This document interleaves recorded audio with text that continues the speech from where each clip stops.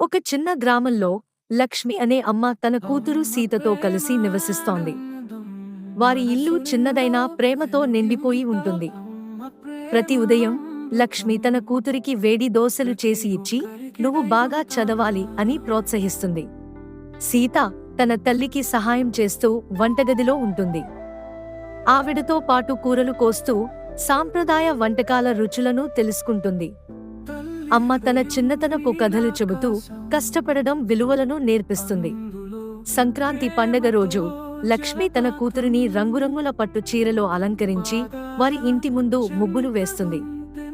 ఇద్దరూ కలిసి పిండి వంటకాలు చేస్తూ నవ్వుతూ సంతోషంగా పండగను జరుపుకుంటారు. రాత్రి దీపపు వెలుగులో సీత తన పాఠాలను చదవడం కష్టపడుతుంటే లక్ష్మి ఆమెకు అర్థం అయ్యేలా బోధిస్తుంది. "చదువు నీకు భవిష్యత్తులో వెలుగును ఇస్తుంది" అని ఆమె ప్రోత్సహిస్తుంది. చందమామ కాంతిలో లక్ష్మి మరియు సీత ఇంటి ముందర కలిసి కూర్చుంటారు. వారు తమ కథలు, కలలు పంచుకుంటూ హాయిగా మాట్లాడుకుంటారు. ఈ దృశ్యం తల్లి కూతుళ్ల అనుబంధాన్ని ప్రతిబింబిస్తుంది. ఈ కథ సాంప్రదాయ తెలుగు కుటుంబం ప్రేమను, శ్రమను, అనుబంధాన్ని హృదయపూర్వకంగా చూపిస్తుంది.